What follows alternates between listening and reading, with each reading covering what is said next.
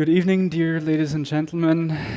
Warmly welcome to the Diplomatic Academy. My name is Michael Zinkanell. I'm the director of the Austrian Institute for European and Security Policy, and it is my pleasure to welcome you here to this very interesting and timely discussion that we have planned for today.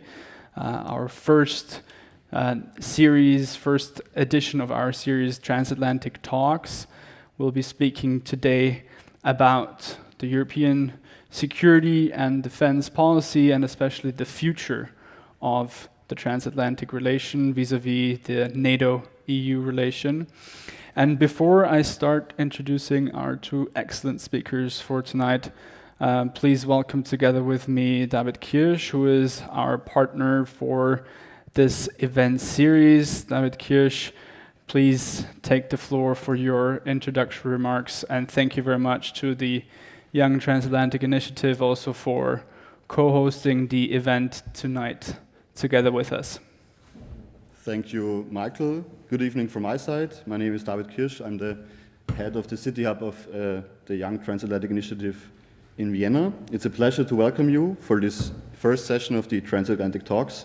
And today, as we dive into European security, I would love to also consider the wider implications of the upcoming elections in the United States. As Young Transatlantic Initiative, we are an initiative that originated in Germany but has since expanded to Austria, dedicated to educating young people about the importance of close cooperation with our transatlantic partners. And we have been committed to promoting European, North American cultural understanding and societal dialogue about the future of the transatlantic partnership. And our activities bring together societies from Austria, from Germany, but also from the United States, from Canada, and from Mexico. And for Austria, and indeed for young people, these US elections are critical because they shape policies that influence global security, economic ties, environmental standards, all of which directly impact our lives. And as we navigate these significant geopolitical shifts, the outcomes will also determine the strategic decisions and relationships within our own continent, particularly our alliances through NATO. And these close cooperations between the US and Europe holds immense value for our youth, and it fosters collaboration and dismantling of prejudice, enriching both our cultures and societies. And I would like to extend our gratitude to all our cooperation partners, IES, IATA, and particularly the Diplomatic Academy, whose hall we are privileged to reside in today. Their support makes events like this possible and deeply enriches our discussions. Let us remain committed to understanding and engaging in these transatlantic dynamics. Our involvement is crucial, not only to adapt to changes, but to actively shape the world we aspire to live in. I wish us an engaging evening, and now I have the pleasure to hand over to Michael Zinkanell. Thank you.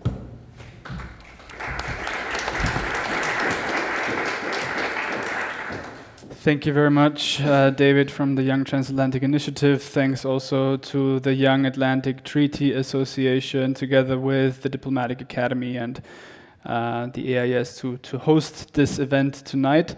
I didn't track the time, but I think it took us roughly 60 seconds to mention the implications of the US elections against the background of today's discussion. So the elephant in the room is already openly mentioned. This will certainly be a very relevant question that we can address tonight, what the implications might be. However, of course, also with regards to the Russian invasion of Ukraine, the transatlantic relations have shifted dramatically and have increased dramatically also in importance with the whole Zeitenwende effect that we have also, as the AIS discussed quite openly and quite vividly over the last couple of months, the implications and the aftermath of the Russian invasion of Ukraine to European security, but also, of course, to Austrian security has had major implications. And therefore, for stakeholders, for policymakers, for security experts in Europe, it has become quite obviously clear, quite undoubtedly clear that NATO is the safeguarding center of European security and stability. So against this background of very challenging times, I'd like to discuss tonight the outlook of the future perspectives of the transatlantic relationship based on the analysis of the current affairs, what we can at least see in perspective to the foreseeable future in the transatlantic relation. As David already mentioned, it will be decisive also for the future of the young generation in Europe.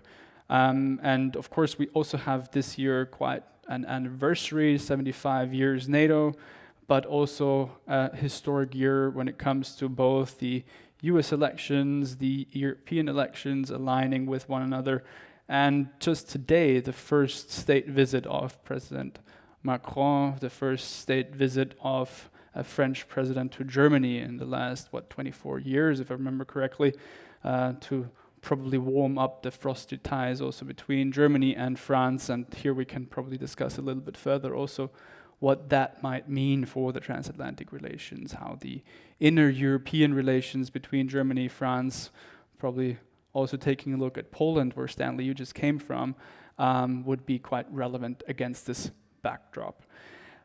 So with no further ado, allow me to introduce our two speakers for tonight. To my right is Stanley Sloan, expert on transatlantic relations with more than 20 years experience. Since the 1990s, Stanley Sloan has lectured more than 70 times at the NATO College in Rome. He is a visiting scholar in political science at the Middlebury College and non-resident senior fellow at the Center of the Atlantic Council in the US, and also what we are of course very proud of, senior associate and senior advisor at the AIS. Stanley, thank you very much for being with us tonight. To my left, Alena Kudzko. Alena, you came all the way from beautiful Bratislava to us today. You've just been with us end of last year during our last AIS European Forum, our annual flagship event.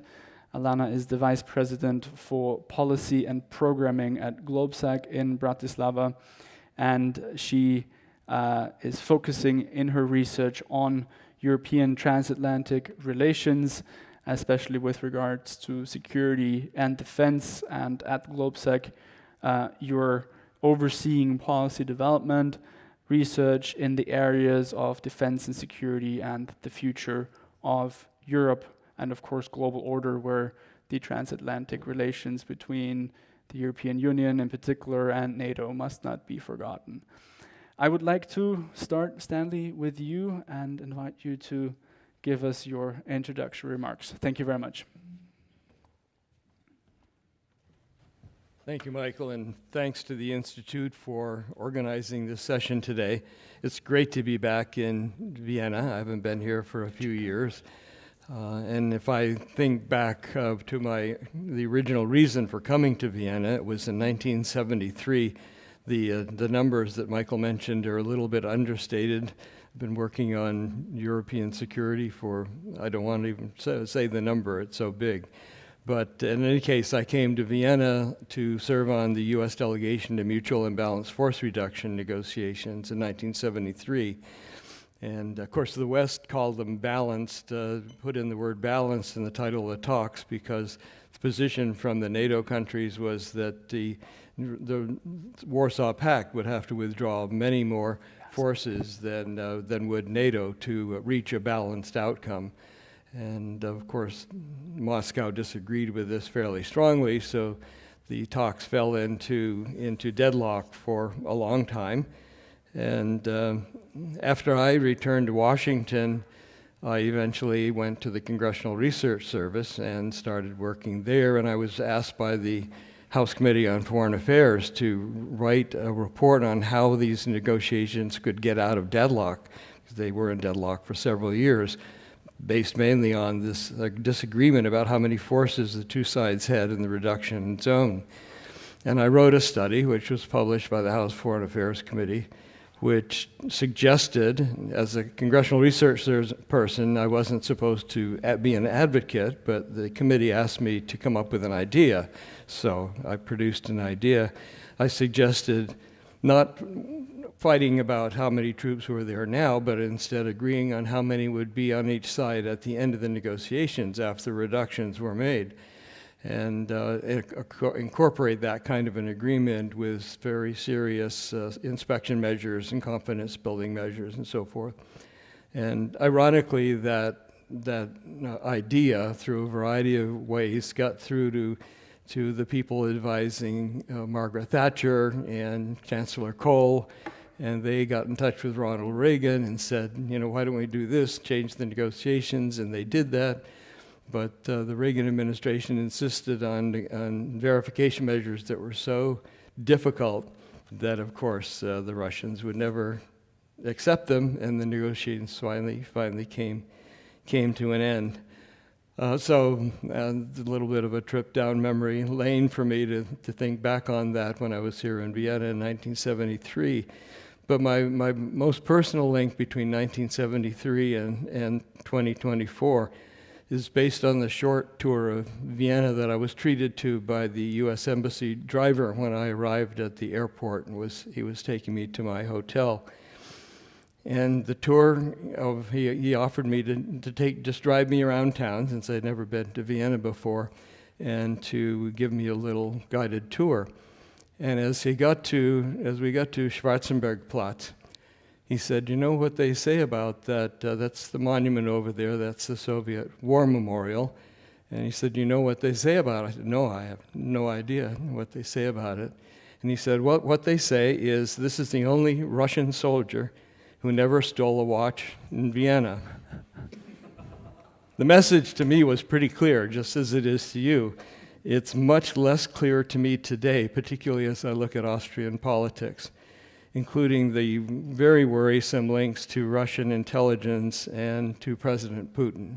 So I come here as someone who loves Austria, but am very concerned about the future of the country as well as the future of my country. So those are some factors that are in the background. But I'll talk first about the current challenges facing European security and the role of NATO and the EU in meeting those challenges. I'll dip into a little history to discuss how we arrived at the current situation. My presentation will conclude with some comments on what members of the EU and NATO must do to face the future. And I'll talk a little bit about the uncertainties facing us today and anticipating that future. First, the current situation. European security has been directly threatened by a Russian invasion of Ukraine with soldiers who have engaged in far more than stealing watches. The members of NATO and the European Union have largely been united in condemning Russian aggression and supporting Ukraine. Russia, for its part, is getting critical assistance from other countries.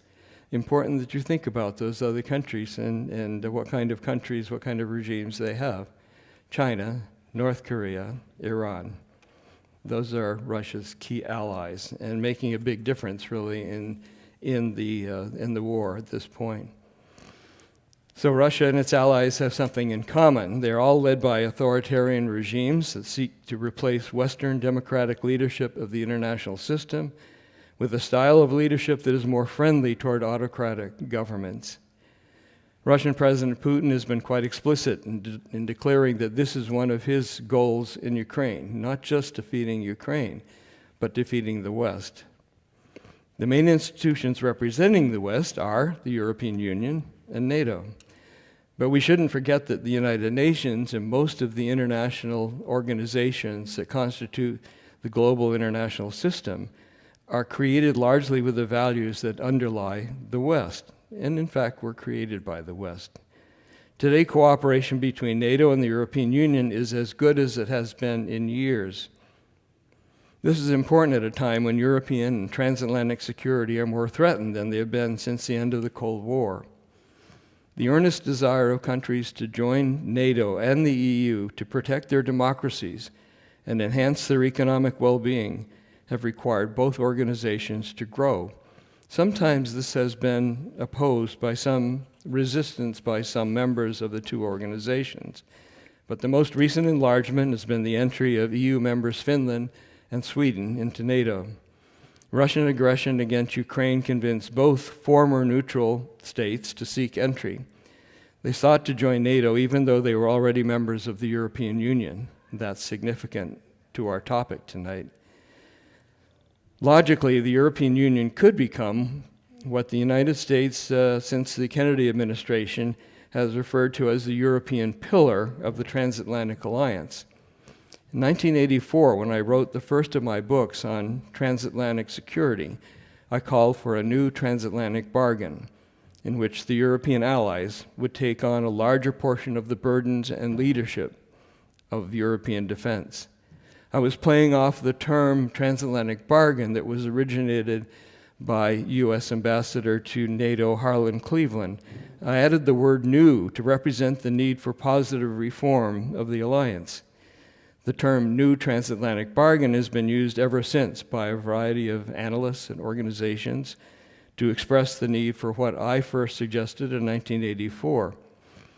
But at the end of the Cold War, most European allies collected their peace dividend, and that gutted their defense establishments and also undermined the possibilities for Europe to take on this added responsibility. The progressive weakening of European defense efforts also reduced the potential for a serious European pillar for the alliance.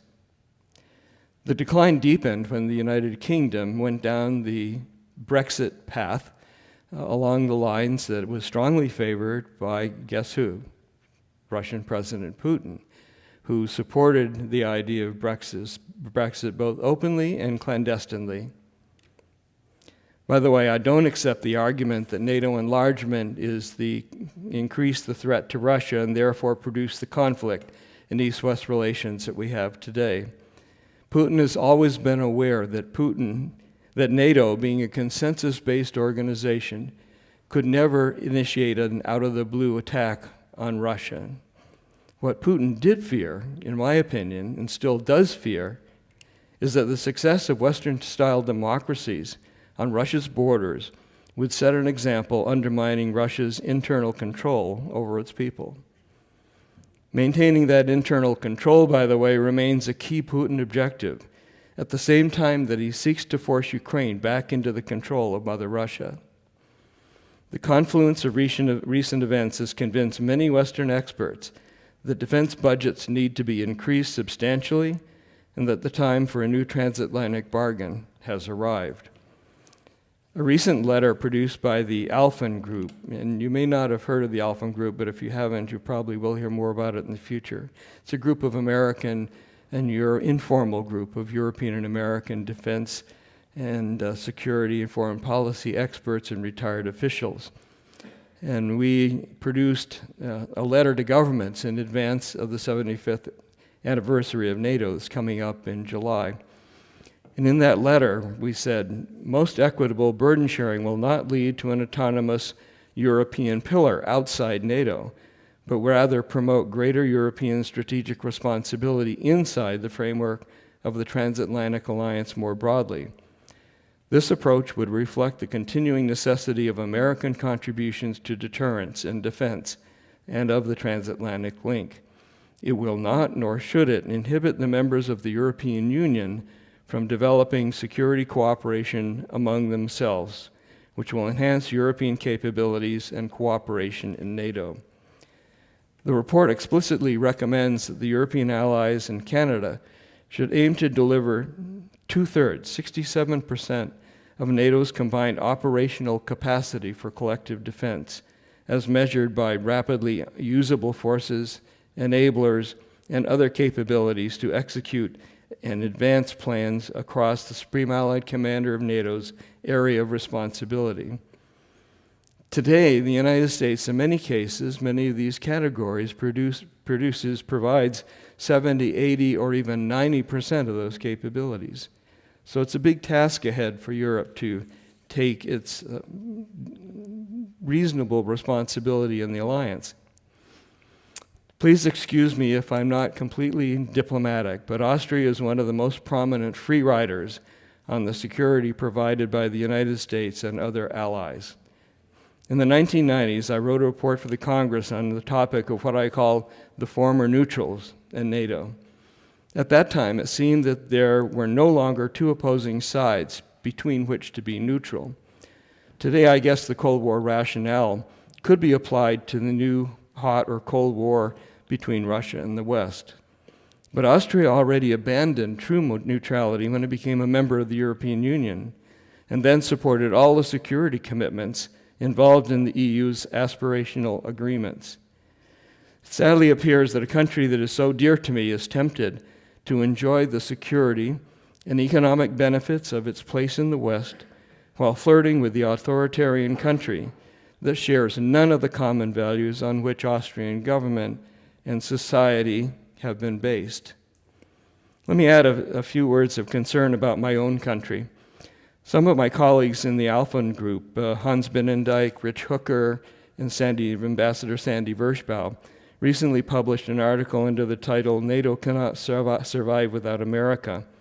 This obviously was inspired by the threat of a possible Trump II presidency. Their judgment, confirmed by one of the authors who served in the Trump White House, is that Donald Trump, if given a second term, would try much harder to take the United States out of NATO than he did in his first term. His pledge to tell Russian leaders to do whatever the hell they want with underperforming European states should be taken seriously, particularly given his apparent admiration for President Putin. Sadly, this admiration for President Putin apparently is shared with some Austrian politicians. The implications for these three authors are very clear. They say the European Union is not in a position to take NATO's place anytime soon, as its military capabilities are limited and more capable of managing regional crises than fighting major wars. Even if a rump NATO survives without strong American involvement, the challenges of divided leadership, inadequate deterrence, and an assertive adversary would heighten the risk of war with Russia, a major power bent on overturning the liberal international system. In a chapter that I wrote of a volume that is going to be released in the coming weeks, I concluded something very similar when I said, without the United States, NATO would not have been created in 1949, would not have overcome the Soviet challenge during the Cold War, would not have continued as a vital alliance in the post-Cold War world, and will not last into the future. And I added the question, even with an ambitious set of EU goals and dramatic increases in European defense spending, American capabilities and commitments will remain essential to the alliance in the near future. Now, after this very summary approach to our topic tonight, let me just summarize where I'm coming from. I want you to understand that I believe the security of Europe is threatened more than any time since the end of the Cold War. The destabilizing factor is Russia's aggression against Ukraine and President Putin's objectives to weaken the West. The goal is actively supported by China, Iran, and North Korea. NATO and EU members have declared their support for Ukrainian sovereignty and territorial integrity, but they haven't provided enough assistance to Ukraine to bring Russia to the bargaining table. For Putin, the target is not just Ukraine, but also the West. Institutional cooperation between NATO and the EU is better than at many times since the end of the Cold War. But the future is clouded by divisions among EU members and uncertainty regarding future U.S. foreign and security policy. The future well-being of the West now requires political unity and effective defenses against the challenges posed by Russia and its allies. It will also require European states to take more responsibility for their own defense. No state, including Austria, can hide behind supposed neutrality while benefiting from the security provided by its EU partners and by NATO. I look forward to hearing Alena Kudzko's presentation and then to your questions and comments. Thank you.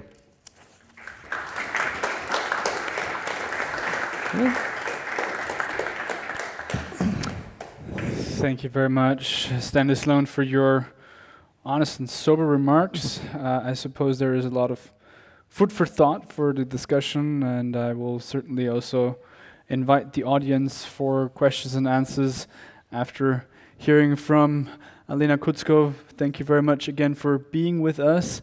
May I also ask you for your introductory remarks? Thank you so much. Is it okay if I stay here? Absolutely. Or you prefer? Okay.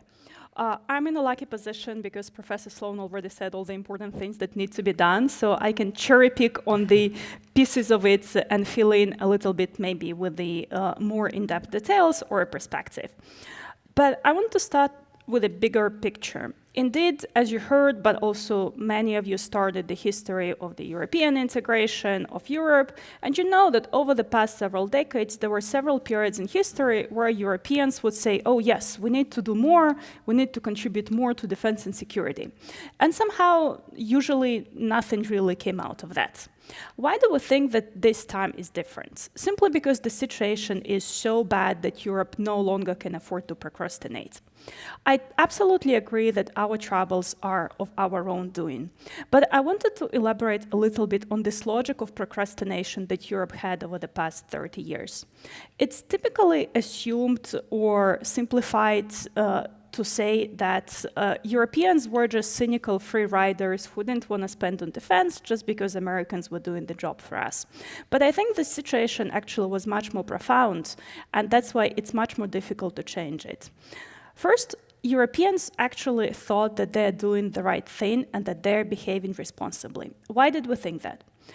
First, absorbing the peace dividend was economically more efficient.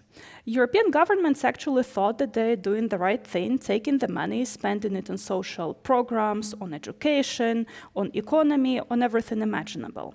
Why they thought it's the right thing? Europeans simply believe that war is obsolete. Nobody seriously could imagine that there is going to be a real, more traditional types of warfare where tanks are going to be crawling against each other.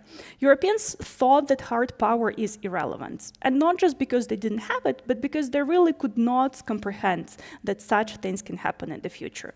Instead, Europeans betted on the future where the conflict will happen, but the conflict will be mostly along economic front lines. Our economies will compete against each other. Maybe there is going to be some cyber attacks, maybe there is going to be some technological attacks, sabotage, but nobody is really going to be throwing tanks and ammunition at each other. And the conflicts that Europe thought are still out there were of limited nature. For example, fight against terrorism. And importantly, these conflicts were far away from Europe.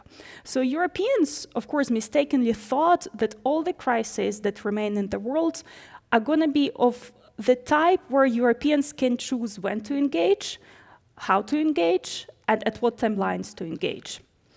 And of course, on top of that, Europeans thought that the United States are going to be there in the long term. All that led Europeans to be rather actually proud and content about ourselves and thinking we're doing the best thing imaginable for our societies, so we definitely shouldn't be criticized for doing something immoral or irresponsible. And of course, the war in Ukraine has shattered all these assumptions that Europeans have had so far. First, the fact that war is obsolete. You don't need a clear illustrations that hard power matters. Of course, all these other types of power still matter, economic, technological, but you still need to make sure that you have tanks and you have ammunition. Second one, Europeans also had their belief in the power of economy shattered. Not just in the power of economy as the means of competition, but also their belief that Europe is doing so great in terms of single market integration, in terms of industry's economy, that they can mobilize whenever they want, and if necessary, they can produce whatever tanks or ammunition is needed. Now it's probably one of the biggest shocks that Europeans are having. If you look at the numbers, Europe should have no problem defeating Russia. European GDP last time I checked, was 10 times bigger than that of Russia. We're in a different league when it comes to technological innovation, different tech components of economy. Even contrary to common assumptions, even the military budget of the European Union collectively is about 3 times bigger than that of Russia. So if you look at the numbers, we should have absolutely no problem in making sure that Ukraine can win easily. Yet we do have a giant problem. Why is that? This is the war of attrition, which means that this is the war of industrial capacities. Russians understood it very well and started to organize to achieve this goal. Most recent evidence of that is the appointment of the new defense minister, who actually has nothing to do with the military. He's an economist.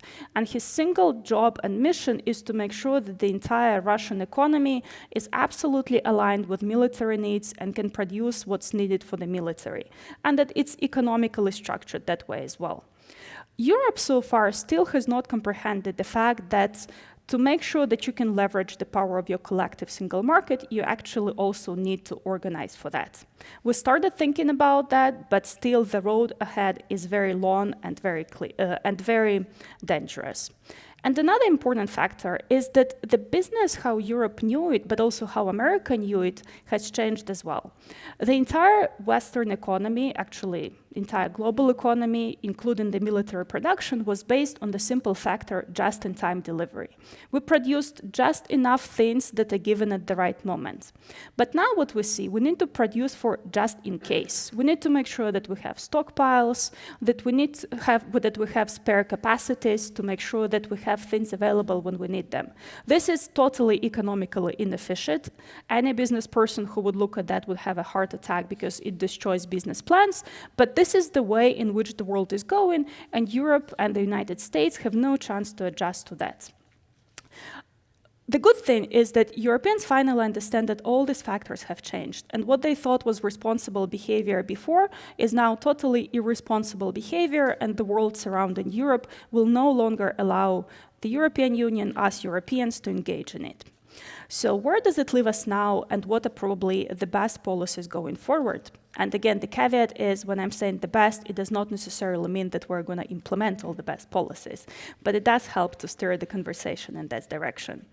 First thing, and that's the biggest disclaimer probably of the conversation today, especially when we talk about Europe, the European Union's role in defense and security, the role of Europe, is that Europeans still think that NATO is the guarantor of security in Europe.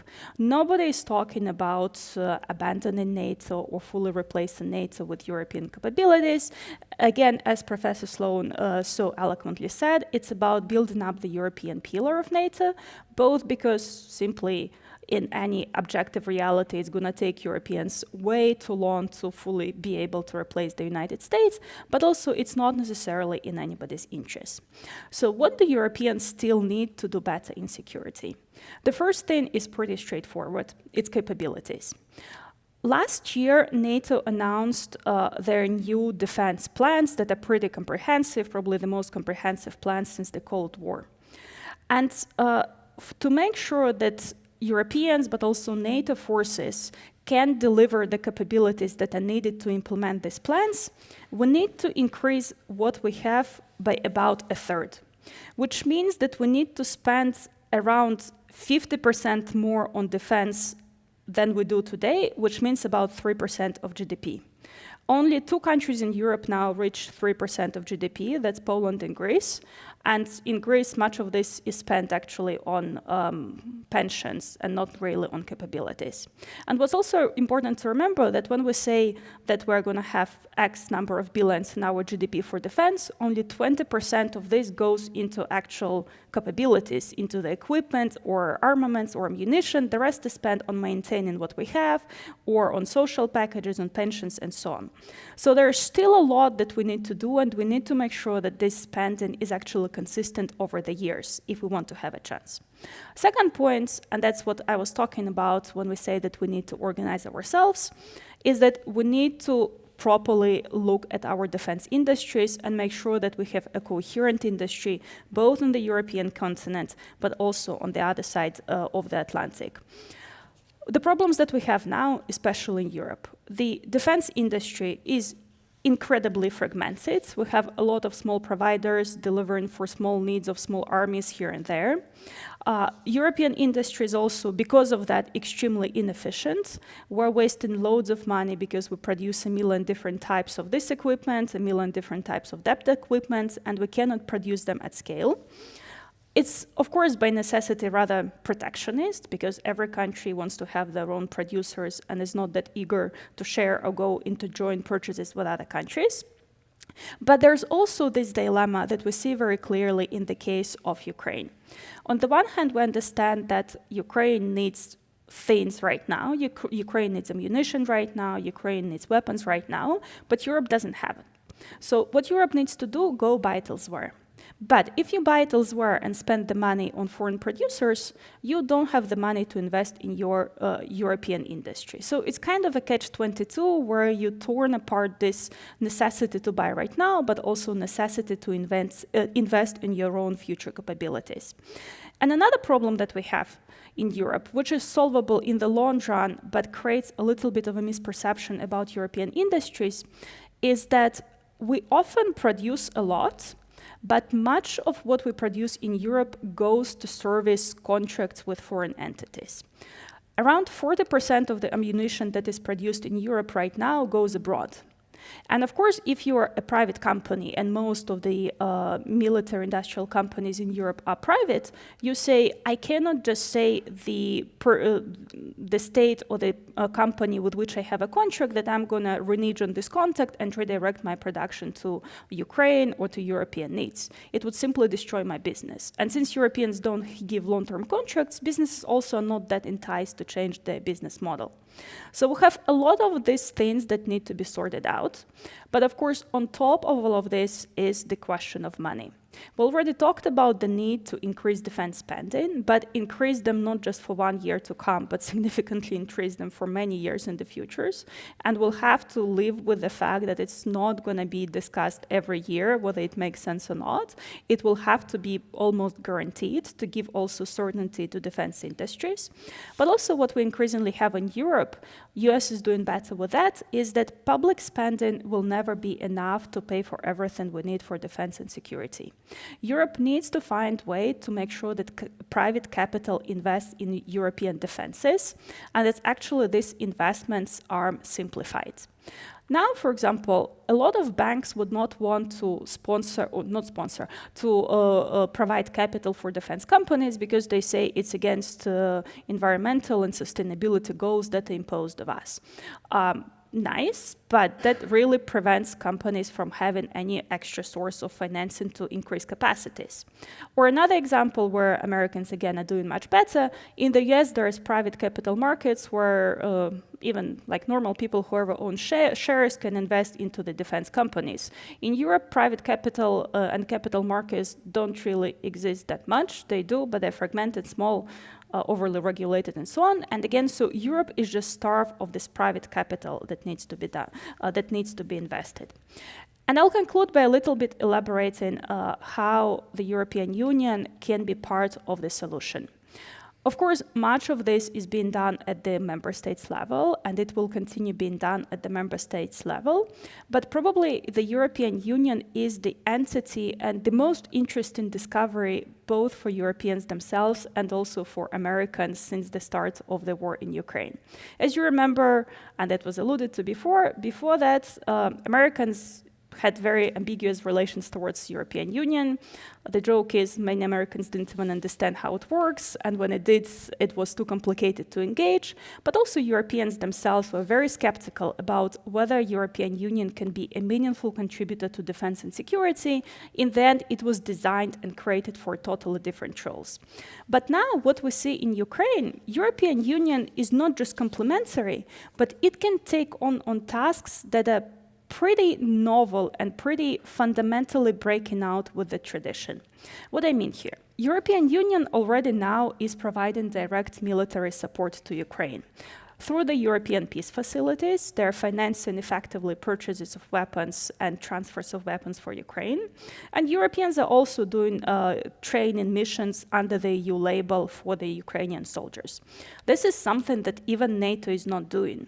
Much of the support that is provided to Ukraine is not through NATO. It's officially on bilateral basis because NATO is worried that it might stimulate Russians to think that NATO wants to become a party of war. So the European Union is already doing something that's pretty untraditional and breaking with tradition that it had. But also, again, in the case of Ukraine, we understand how security and defense now is increasingly multifaceted, and it's impossible to revert it back to simply to defense and the hardware capabilities. It was the European Union who was the best partner for the United States to make sure that we have more or less coherent sanctions regime. It was the European Union that could leverage the power of its markets and finances to make sure we can provide financial aid to Ukraine and also macroeconomic support. And of course, European Union took care of the refugees that are coming into Europe and provided humanitarian support and so on. Still, a lot of things can be done also at the European level, and I'll just give you a flavor of a couple of them to stimulate the discussion later. First one, we discuss capabilities. Again, NATO is the entity that defines what countries actually need. But what the EU can help with is to actually use this regulatory power for good, which means to regulate it and stimulate countries in a way that these capabilities become standardized and synchronized. That's extremely important also for defense industries to make sure that it's more efficient and that instead of 100 different types of ammunition, we can produce maybe 10. Defense industry. Markets are bread and butter of the European Union, and that's actually the area where the EU is already jumping on pretty aggressively in a good way, trying to stimulate the domestic industries, both by creating the possibilities for funding, but also incentivizing joint procurements by, for example, offering tax incentives in case you procure jointly, or providing also financial support. And of course, there are also other areas where EU was important in the past and will be important in the future. We still did not solve the issue of military mobility. We might have the fantastic troop station somewhere in Germany, but we still need to make sure that they can reach to Estonia before Russian troops can reach Berlin. Second thing, of course, we still need to care a lot, even more now, about cybersecurity. Much of the sabotage that's done by Russia is happening now in cybersecurity spectrum and already happening in all our countries, and the EU can do a lot to help with this area of protection. And finally, much of today's warfare is also about new technologies or dual-use technologies. As much as Ukrainians use tanks and ammunition, they also rely heavily on drones, on electronic warfare. Much of these capabilities are developed by the civilian sector and then transferred to the military sector. So the EU can leverage also its power of innovation, its power to leverage technology to help with the security of it all. And I'll finish with a quote. It's the quote of Kurt Vonnegut, and technically shouldn't do much with defense and security, but I think it's illustrative. He said once, "We'll go down in history as the first society that would not save itself because it was not cost effective." And my plea to all of you is, when we're thinking about cost efficiency and what's cost effective in today's world, we should also consider whether our prioritization of cost saving and cost efficiency might not eventually mean that we're going to kill ourselves instead of focusing on the bigger goal. Excellent.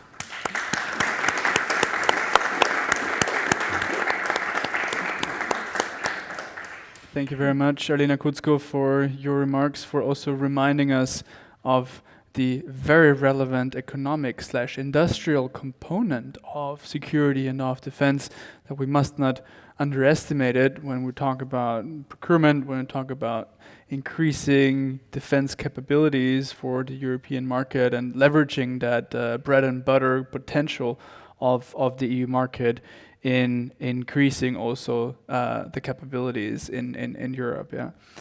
Before we open the floor for questions from the audience, I have questions prepared, follow-up questions to each of you. Stan, I will start again with you, since we have already mentioned, as briefly introduced at the beginning, the so-called elephant in the room, the US elections that are coming up in November. What are your takes on these two extreme eventualities of either Trump or Biden being re-elected as president for the future of transatlantic relations? What are also for us here in Europe the most important implications that you can predict and foresee for each of these two eventualities? Do we have 8 or 9 hours to talk about this? It is a big elephant in the room, no question about that. As a way of background, I have been a very strong critic of former President. I prefer to refer to him as former President Trump. And already in the first year he was in office, I was asked by an organization to write an article about President Trump and NATO. And the title of it was Historic Alliance Meets a Historic President. And that remains a fact, not only ahistoric, but full of lies and bad intentions toward the alliance and toward Europe in general, toward the EU as well, not just NATO. The situation, if you look at the polls right now, it doesn't look too great if you're a fan of President Biden. I'm not too concerned about that because I think there are a lot of factors that will lead to benefiting Biden in the long run. There are a lot of people who are undecided at this point, and I think that a lot of people are concerned by President Biden's age, and I can understand that. He shows his age a bit, but I think his policies and decision-making still seems to be very solid, and I suppose I'm saying that because I'm just a little under a year younger than he is, but I feel at still in your 80s, if you've been very engaged and active, you can keep going making good, effective decisions. I knew President Biden when he was a senator. He commissioned several of the studies that I did on NATO. He's always been a very big fan of NATO, and if you look at what he said when he came into the presidency, he said that he was going to be very supportive of alliances and cooperation, international cooperation, and he has done that. I think he has followed that path. The problem is that Donald Trump is getting support from people who are unhappy for, let's say, a variety of reasons. Some of them are simply economically disadvantaged. They don't feel that the system has benefited them, and they feel that somebody like Trump, don't ask me why, I can't understand the mentality, but they feel like somebody like Trump is going to throw the system up in the air and it'll come down in a better way for them. I think there's been some interesting analysis done on people feeling disadvantaged because the technology world that we're living in now leaves so many of them behind, and they don't feel comfortable in that world of technology, and they relate to Trump's message of very simplifying everything, even if it's very wrong. And there are just some people who are sort of anti-government in general, and these people are also part of the MAGA crowd. So at this point, it looks a little bit like a competition between good and bad, virtue and evil, and but I say that because I am obviously a critic of the former president. I try to be confident that, in fact, in the end, Biden will get a slim victory and will pull it out.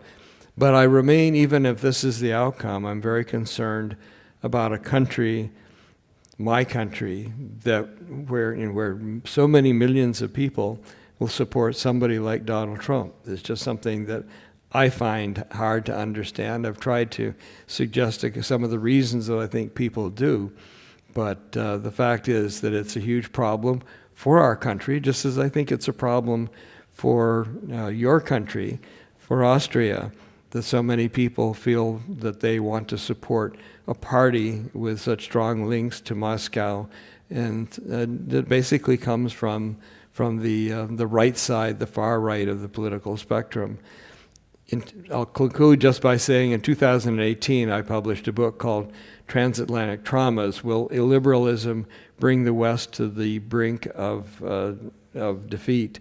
And forget that was the brink of collapse, I think was what it was. In that study, I warned about the radical right in all the European countries where the radical right had become on the rise, and in the United States. And I think that what I recommended in that study was very much directed at society and government rather than foreign policy. I suggested that centrist, center-left, center-right politicians and people needed to focus more on something that I called radical centrist populism. In other words, a form of centrism that in fact tries to move ahead to solve problems, but does it in the middle of the political spectrum, bringing left-wing and right-wing politicians on board with centrist but progressive solutions. There was an article in the New York Times just a couple of days ago that said that the writer suggested that this new form of centrism was in fact emerging in the United States. I'm not convinced yet, but if it is, I think it's a good thing. So I'm hopeful about the election, but I'm not overconfident. Thank you, Stan.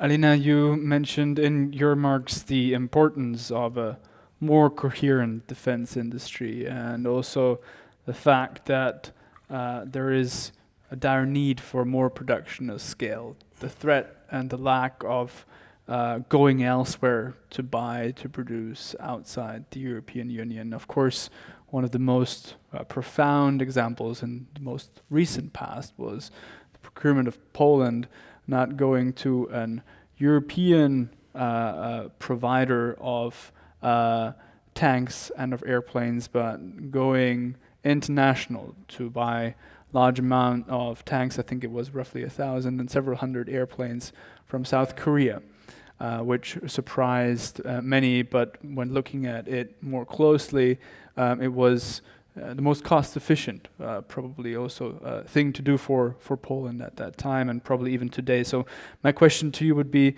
against also the development of the new European industrial defense strategy, how do you see the potential here? Can this new strategy that was just launched at the beginning of this year provide for this appetite, this growing appetite for a more coherent, comprehensive defense industry in Europe? Yeah, thank you so much for the question. On South Korea, besides being probably a good value proposition for money, it's also was the proposition that was available on the markets. True. You didn't have to wait years in line to make sure that you can get your tanks. You can get them much faster. And another good example that shows the dilemmas even more in a more pronounced manner is the example of ammunition. Europeans promised to deliver to Ukraine 1 million in ammunition until March last year. Could not produce that. Still hope that maybe in half a year from now we can deliver from the European production. But what's interesting there, unlike in the case of tanks, it's also not so easy to buy it on international markets. And that's exactly the example which is being pointed out, that we do need to make sure we take care of what we can control and produce in-house. Why it's not easy to buy at the international markets? Actually, the Czechs had this fantastic initiative. There was an announcement in February that the Czechs found about 800,000 ammunition around the world. And found meaning they identified the countries, the producers who have this ammunition available and from whom technically we collectively can buy. And a lot of European countries got excited. Actually, everybody is chipping in for the Czech initiative, giving cash, like, please, dear Czech friends, go buy the ammunition. The trick is that in many cases, these countries, they are either former allies of the Soviet Union or the countries that still do not want to fully disrupt their relations with Russia. And of course, Russians are doing their own part of the game and trying to proactively go to these countries and warn them that don't you dare sell it to the Czechs or to the European Union because it's going to have consequences for you. So even to buy certain supplies at the international markets right now is a cat and mouse games, and there's huge competition who can get hands on the necessary supplies in the fastest manner possible. Now, at the European level, I do think that the European Defense Industrial Strategy that was issued in March is an important element indicating the direction of the development. We do need to remember that it wasn't yet approved by the Parliament or by the Council, so for now it's the idea and the proposal, and as always there are a lot of parties who need to entities, Parliament, Council, Member States who need to get on board behind this initiative. But I think it's a very important indication that there is at least philosophical readiness in Europe to go in this direction. And of course, it's preparation also for the work of the new Commission. There is absolutely serious discussion now that it makes sense to have a separate defense portfolio in the Commission. The debate is now whether we can resource it, whether the Commissioner can get meaningful competencies to make sure that they can actually implement the ideas that they have, but it's going in this direction. And again, what's important about the defense industrial strategy, they're trying to incentivize joint procurements. The way to do it is, to put it blatantly, make sure that it's money-wise beneficial for everybody who is involved. So they're suggesting different schemes, tax rebates, or direct financial injections to start moving in this direction. The problem is that we don't really have money to stimulate all these wonderful projects and to stimulate the joint procurement. So much will depend on whether Europeans collectively will find the resources that can be channeled in this direction as well. But I do think that it's an important step forward, but we still need to do a lot of things to make sure it happens. So it's money and political will that will determine. That's usually the whether two we biggest can move, problems in everything. Yeah, true. From theory to Yeah. practice. Yeah. Thank you. Stan, I also have a follow-up question, one more for you. Despite the fact that, of course, we can foresee that with a potential President Trump, the transatlantic relations might deteriorate further, the general outlook of national security, national strategy in the US is, in general, over the last couple of years, tending to move more from a transatlantic, Europe-centered approach more towards China, more towards the Pacific, the Indo-Pacific region. How do you determine that shift also in the future, also probably vis-a-vis the not only upcoming elections, but the general sentiment in the US security architecture, security atmosphere? Is, from your perspective, China indeed the entity to look out more closely than focus on Europe in national security matters? Well, it's absolutely true that the focus in the United States has become much more on China as the future threat to be concerned about. And that's sort of in the strategic community, that basically is the approach. I think the problem is that dealing with a threat from China is a very different thing from dealing with a threat from Russia, and requires very different approaches. I think sometimes people who talk about the threat from China ignore the fact that something that strategically needs to be considered is the extent to which the Chinese and American and the Chinese and European economies are so thoroughly linked in terms of both sales and purchases. And that's a factor that can be a strength or a weakness. It can be a strength if China has to be more cautious because of the fact that it depends on sales in Europe and the United States.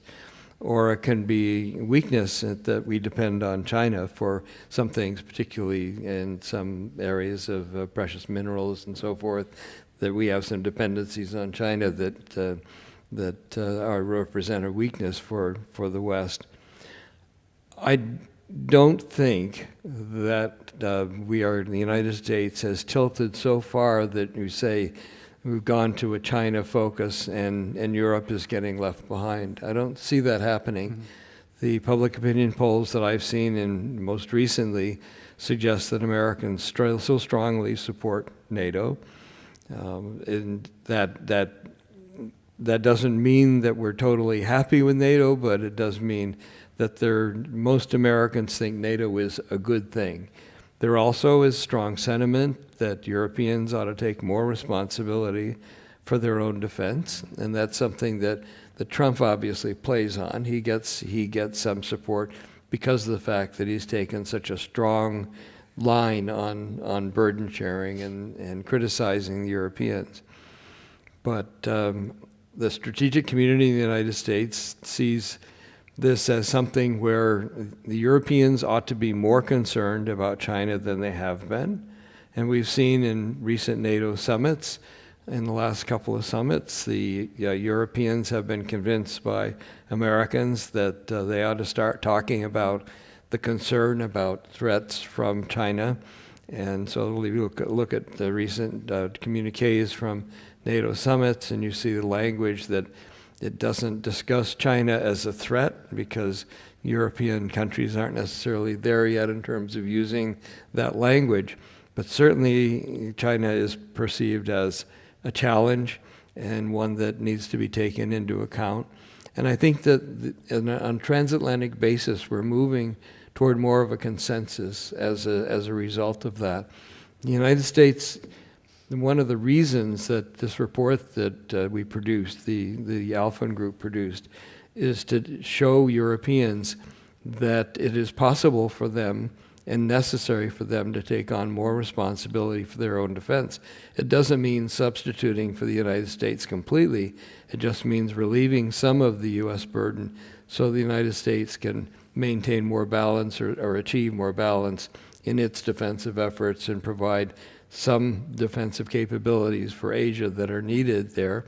And also in a crisis, the Europeans have to be thinking about the fact that the United States might have to pull forces out of Europe or rededicate forces to a crisis in Asia, and that we need to be prepared for that. I think it's in the strategic community. There's this feeling that Europe really needs to move in the direction of what I call for 1984, and so I'm encouraged that I'm seeing on the European side some greater recognition that this is important, but I also understand that we have some communication issues across the Atlantic.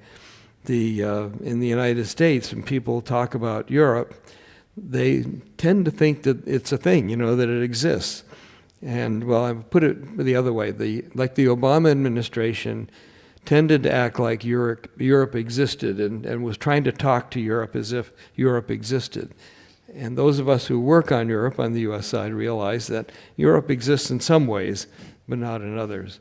And that the national instincts and interests still play a very large role. And we've heard a little bit of this on the military-industrial side. And it's just one of the realities, particularly in defense and security, but also in many ways.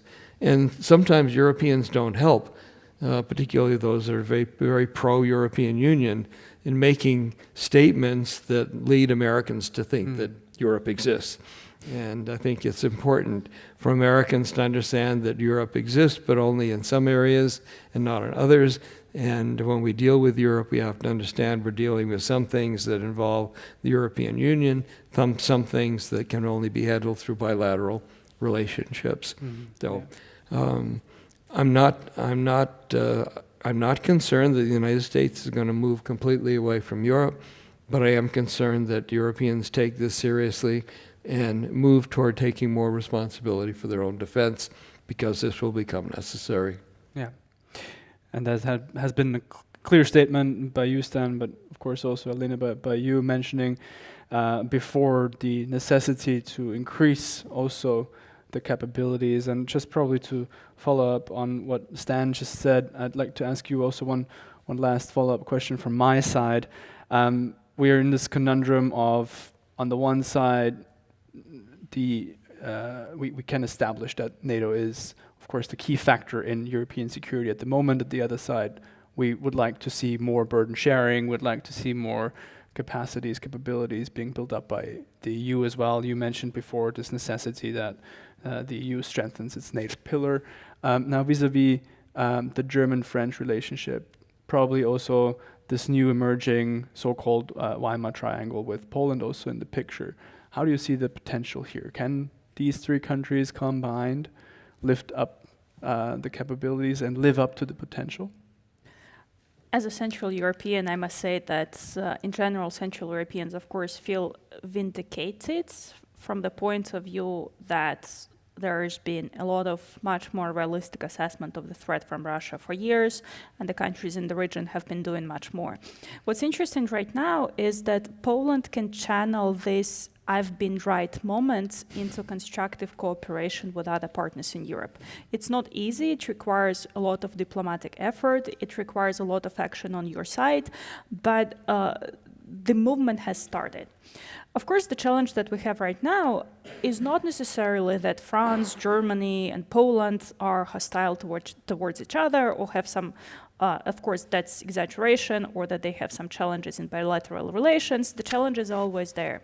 What's important is that both Germany and France, in many ways, are very distracted by domestic political developments and have rather limited bandwidth to devote the necessary attention, and the attention that's necessary is of enormous proportion.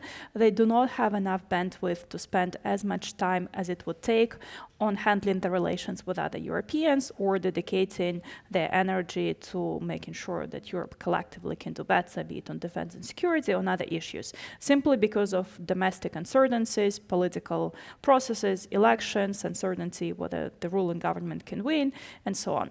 But I do think that this is something new and fresh that's adding new dynamics to the relations within Europe as well. Of course, Poland is trying to play the role of a little bit almost like a mediator that can take the best of both sides and push the entire conversation forward.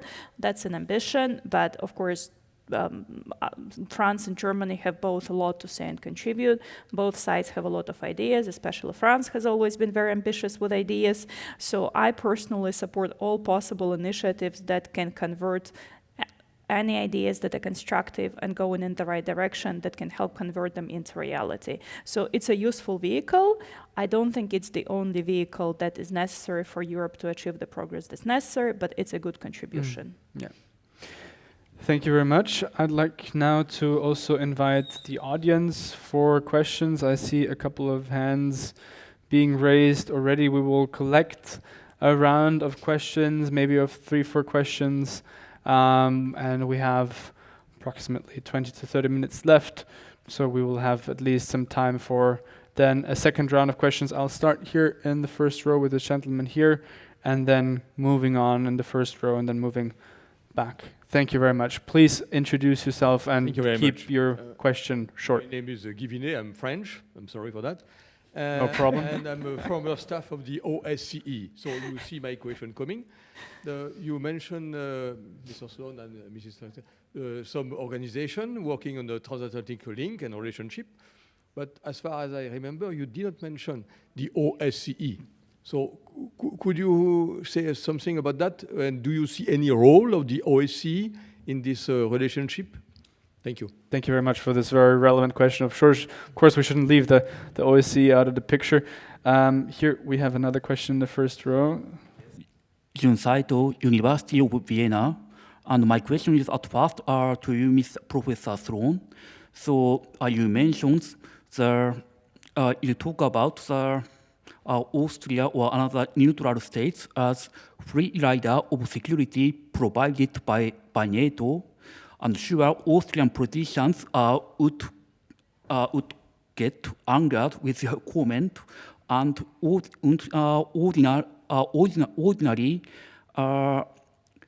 an argument against that is, sure, Austria is neutral country, but Austria contributes so many soldiers to peacekeeping operations, especially in Western Balkans. Mm-hmm. And what do you think about this argument against your argument? And the second question is, what do you think about the merit of NATO for the USA? Because NATO Secretary General always pointed out that NATO invokes the Article 5 for the first time in the history to protect United States after September 11th, and also economically, the NATO brings the merit for US labor market. Mm-hmm. Thank you very much. Thank you. Yeah. Gudrun Matt from the Ministry of Foreign Affairs, please.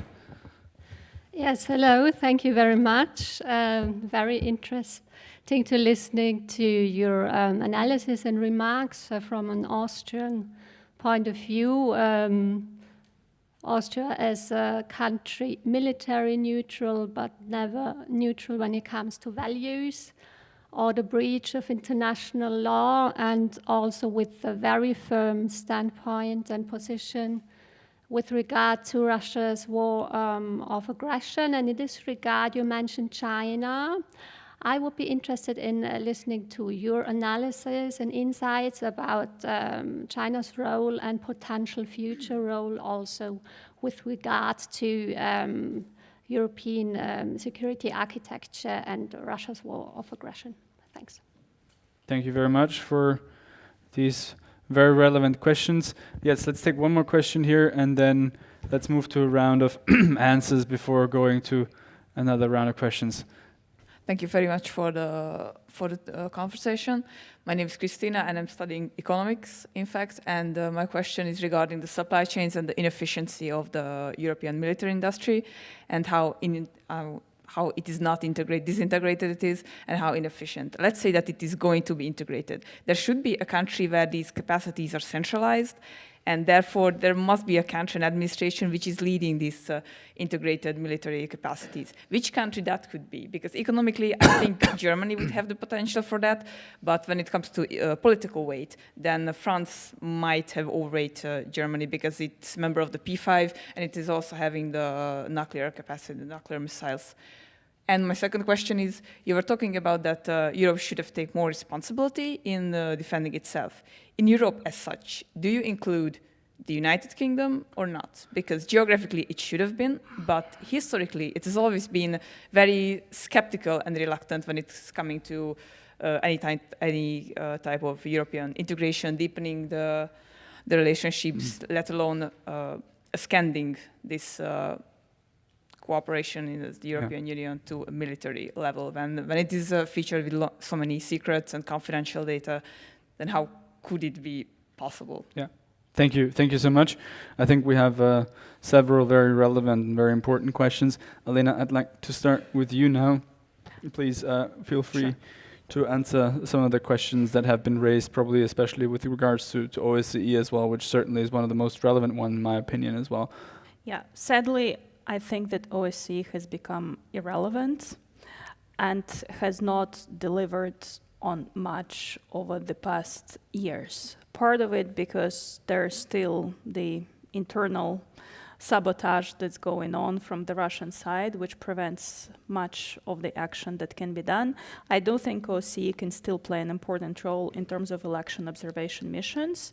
That I see value, even trying to do it even in countries that do not actively cooperate, be it Russia or Belarus. There's still value in trying to push forward this agenda and try to develop this election observation capacity. In terms of actual provision of security, stability in Europe, I'm a little bit skeptical about what the path forward can be without serious reform or change of the rules of the organization. Now, supply chains and economy. I don't think actually, the beauty is that there's so much that needs to be produced that you can distribute it around Europe to make sure that more countries are happy. It doesn't have to be concentrated in one country. By the way, even already now, plenty of European countries have good defense industries that are working also to supply others. Take Sweden, for example, a new NATO member, but even countries like Poland or Italy, they all have defense capacities. So the trick is that it can be distributed across Europe, and important to remember, yes, we will need to enforce that supply chains are also spread around the countries, that it's not too concentrated in one country, but actually the more it's distributed, the more other countries will be willing to accept it. The typical good example that mentioned from other areas is Airbus. That's probably one of the most successful instances of consolidation of European industries. And why it flew? It's also because the supply chains are so distributed that pretty much every member state of the European Union has some local production capacity that contributes to the success of Airbus, so everybody in the end benefits. So it would have to be something along these lines where everybody gets a piece of something. My easy answer for the UK, I personally think that they're part of the security in Europe. How to bring them in is, of course, a matter of debate. Of course, there are some areas that will be difficult, more difficult than others. UK is member of the Five Eyes, together with the US and others. I'm very skeptical that can be expanded to the collaboration with European states.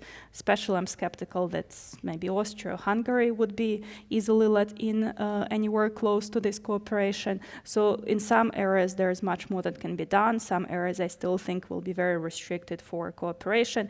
Just very brief comment on China. China actually already is playing a very important and unclear in terms of eventual circumstances role in defense and security of Europe. Russia is working with China on making sure that they have access to technological components necessary, but also for economic support from China.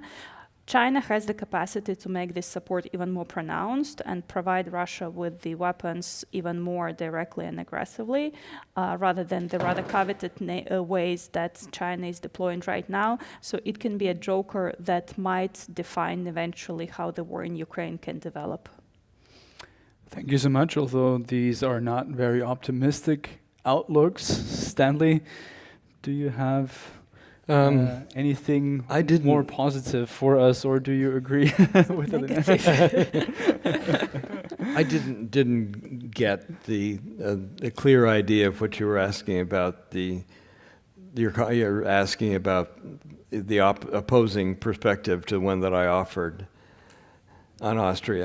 The free rider perspective, you mean on neutrality? I think you mentioned with regards to the argument that is brought forth from Austrian stakeholders that they're involved a lot in peace-building operations in the Western Balkans. Was that what you were asking?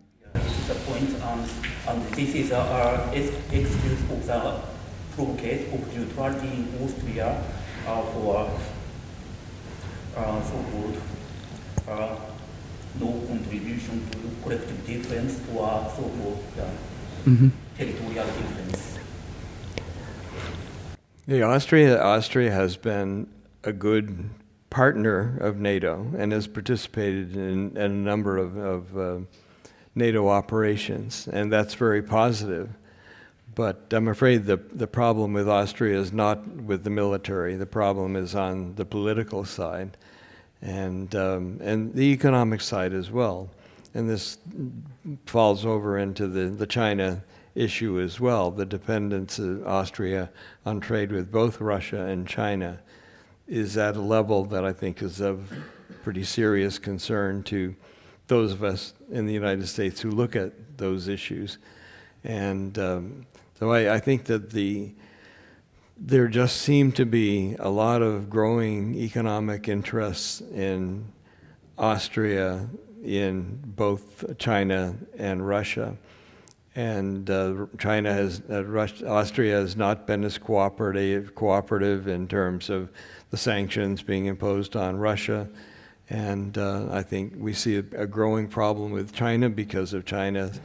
China is being very cautious in how it supplies assistance to Russia, but it is doing it and providing very essential things. It's just not providing a lot of end products, but it is providing enough to be of great concern. And if Russia weren't getting that assistance from China, they would be in much worse condition in terms of fighting in Ukraine. I'm afraid I have to be just as negative on the OSCE, and I won't go into that, but OSCE was a great idea when you could hope for some cooperation from all of the countries in the OSCE. But with the condition that we have now, with Russia's attitude toward its role in the world, it tends to make the OSCE obsolete, as Alena suggested. I'm sorry to say that too, because that was something that way back in the origins of the OSCE that I had hopes for as being an important part of the future structure, but I never counted on it, which is a good thing, because unfortunately we now have a situation where it is not very relevant. The role of the UK in European defense, this is one reason why I was so concerned about Brexit. Not only was Brexit something that the Russians obviously believed would weaken the West by the UK pulling out of the European Union, it also made it much more challenging to talk about future European defense cooperation. There is cooperation obviously going on between the French and the British and other governments, but it's made it much more complicated and much more difficult to imagine the very effective, thoroughgoing cooperation among European countries to build that European pillar that we need. it hopefully will still happen. And the British are a very important part of it. And I hope that the European Union will find ways to facilitate British cooperation. And now we're going to have probably a change of governments in London, so we'll find out a whole new set of circumstances that will govern that kind of cooperation. So it's another adding to the uncertain picture that we have about the future in that area. So, did I miss something? I think the most important points were mentioned. Thank you so much. Let's have one more round of questions, starting again here from the second row, please, and then we can move back. Thank you so much for your questions. Well, thank you very much for all the explanations, highly interesting. I have questions to Mr. Sloan. The one thing is, didn't the Biden administration underestimate this impact of the Trumpists, talking about the 61 billion US dollars, which were delayed so much that Ukraine is in serious trouble? And I wonder about Mike Johnson. What did he risk his political career, or do you think that Trump himself or some of the Trumpists sort of were ready to give in?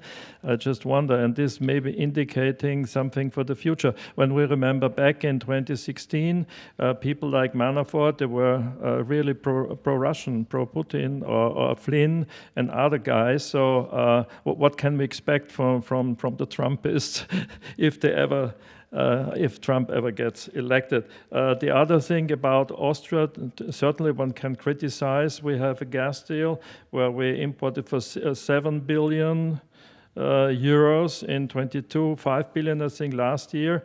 This is just incredible. It's also friendly politicians to Russia who were behind a little bit this contract. One really has to say that.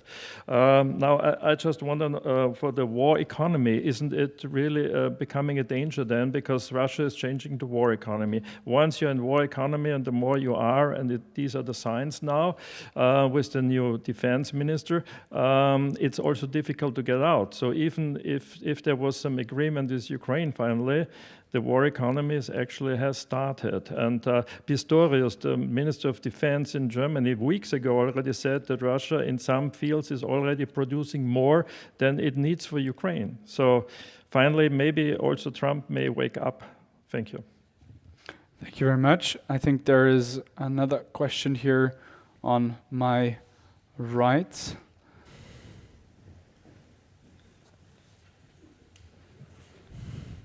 Thank you.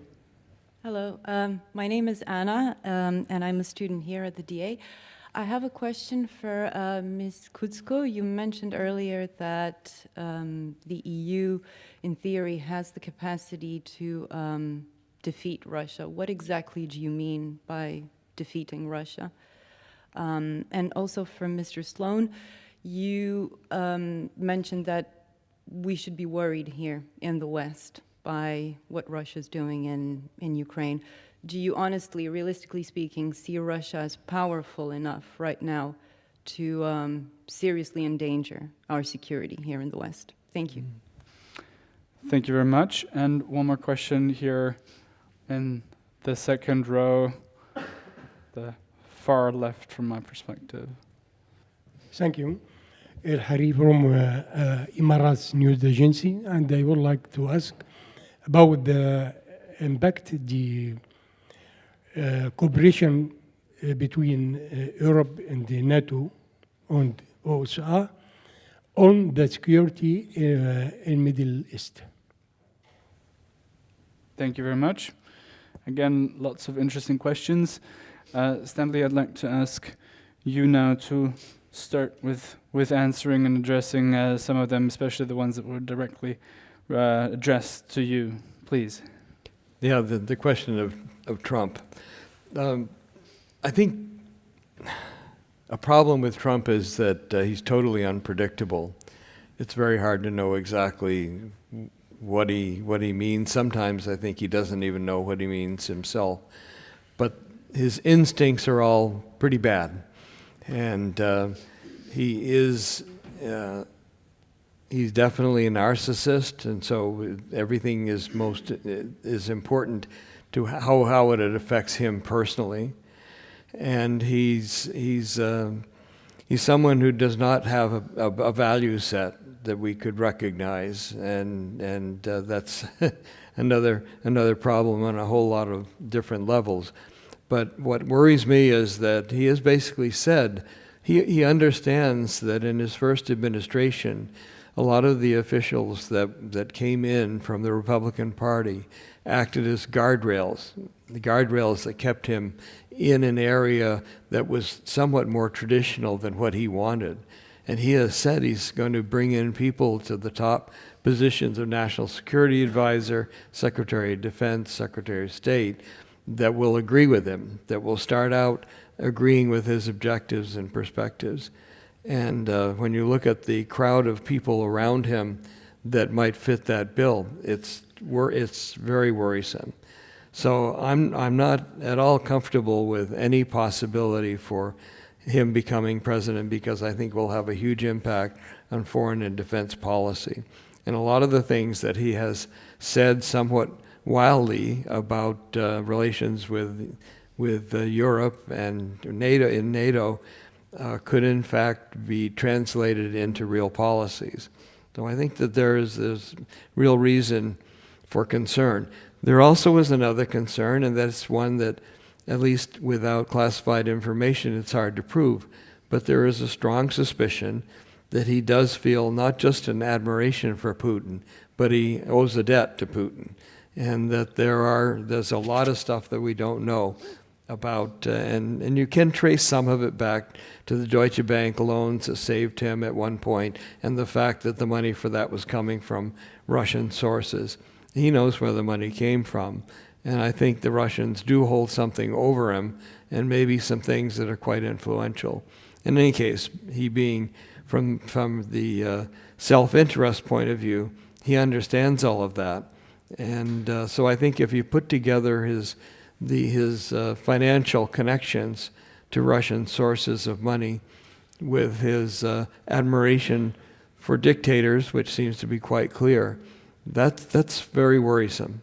And the fact that he said he would end the war in Ukraine on his first 2 days in office, that's also worrisome, because it sort of indicates that he'd be willing to just cut a deal with Putin, which would, who knows what it would allow, but it certainly wouldn't benefit Ukraine.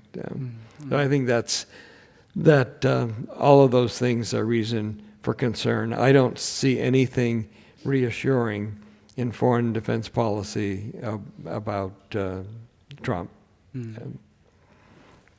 Can you give us your 2 cents also on the question regarding the Middle East?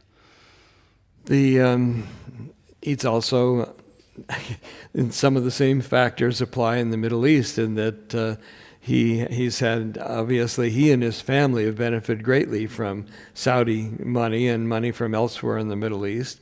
And I just think he's unpredictable, because he's likely to do whatever he thinks is going to benefit himself financially. And that means that U.S. interests or global interests are going to be of a second level in terms of the basis for his actions. Yeah, thank you. Alena. Very briefly, just comment on the war economy, that it might send us in a dangerous spiral that we won't be able to stop. Yes, it's dangerous, but the only other thing that's even more dangerous is for your opponent to have the war economy and for you not to have it. So, of course, there's a risk associated with that, and it might drag us into some kind of another arms race. But at the same time, it's very difficult to stop it unilaterally by simply giving up and not trying to engage in it. On the EU and what defeat in Russia means, for me, defeat in Russia means that Russia needs to go back to its internationally recognized borders out of Ukraine, and for Ukraine to have a viable and secure state that can both flourish economically but also be able to defend against potential aggression. I do think technically it's possible. Technically, I mean, if Europeans and Americans want to prioritize it and channel the necessary resources into that, it can be done.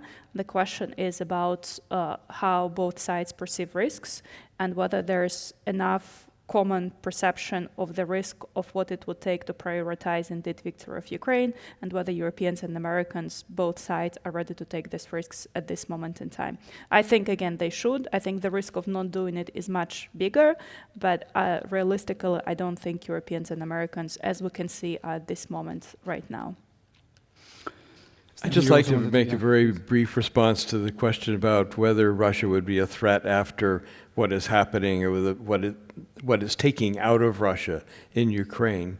And that's a great question, because there are people who think that going to a full-fledged war economy today will put Russia in very deep economic trouble in a couple of years, that they won't be able to sustain the kind of level of activity, and therefore their military will not be as threatening as it has been in the past.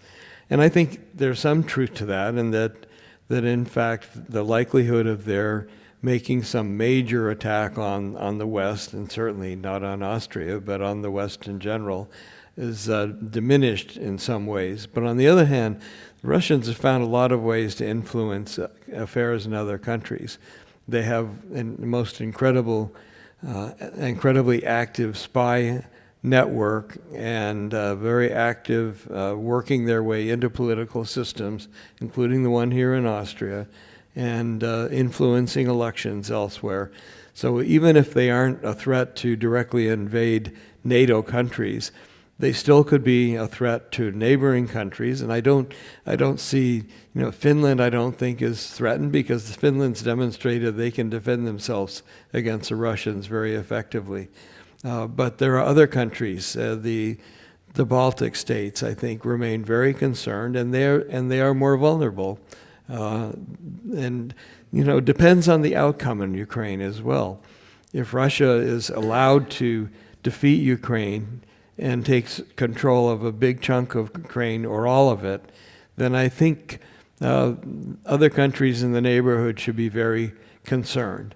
And I don't think that China is going to allow Russia to go under completely, and so Russia will get help from China that will help Russia survive the economic weakness that it may experience as a result of what they've put into the war against Ukraine. There are a lot of uncertainties in that picture, but it's a good question. It's one that we have to keep our eyes on, is what is actually happening to Russia as a threat to the West. And we shouldn't forget the nuclear threat, that Russia will maintain that capability, whether it has conventional threats that could allow it to attack the West. It could have the ability. We've already seen how Putin has, I think, imposed more caution on Western countries, including the United States, by the threat of using nuclear weapons, and they will still have nuclear weapons no matter what happens in Ukraine. Good question, though. As final remarks, I have one very last question for both of you, one very direct question. Of course, we said we cannot foresee the outcome of neither the US elections nor the European Parliament elections. Our crystal balls don't work here. But if you would have one recommendation each, for Stan, in your case, the new US administration, no matter which administration we'll have in the future, one recommendation to the new president, what would that be? To the new president? Well, it's one that would be totally ignored by Donald Trump and can be a continuity with President Biden, and that is that no matter what, the United States is stronger in a good alliance relationship with Europe. And even if China is increasing as an important threat to the interests of the West, the fact is that the United States will always be stronger with European allies, and the European allies will always be stronger with the United States. And I think that even as we have all kinds of problems with each other and disagreements, the fact is that we're going to be stronger together. And if I were asked by a Trump presidency, I would give them that same answer. My experience in the Congressional Research Service was, if you're asked a question by a Republican or a Democrat, you give both the same answer. So that's what I would do. Wonderful. And in very little time, in approximately 2 weeks, we have European Parliament elections. Everyone here who is a European citizen, definitely please make sure of that ability to cast your vote. But for you, Alena, for the new European Parliament, one recommendation, what would that be? Yeah, it's a very broad one. We need to do everything we can to make sure that European is economically, technologically, and militarily competitive. It's a very broad package of things that go onto that, but why I'm saying that? Even going back to the relations with the United States, but with all other countries, and what Professor Sloan called the existence of Europe, we need to make sure that we exist for our partners as an interest and value proposition. We need to make sure that we bring something on the table that others want. It can be military capabilities, it can be technological capabilities, it can be vibrant economy. And sadly, we're a little bit behind, to put it mildly, on all of the three criteria, so that would be my first emphasis for the new EU Commission and Parliament. Great. Great recommendations. I hope that the new political stakeholders in the US and in Europe will take those seriously. Thanks to the audience for participating proactively and answering and asking very relevant questions. Thank you, Stanley Sloan. Thank you, Alena Kudzko, for your excellent remarks. Please join me in giving a big hand to our speakers. Thank you. Thank you.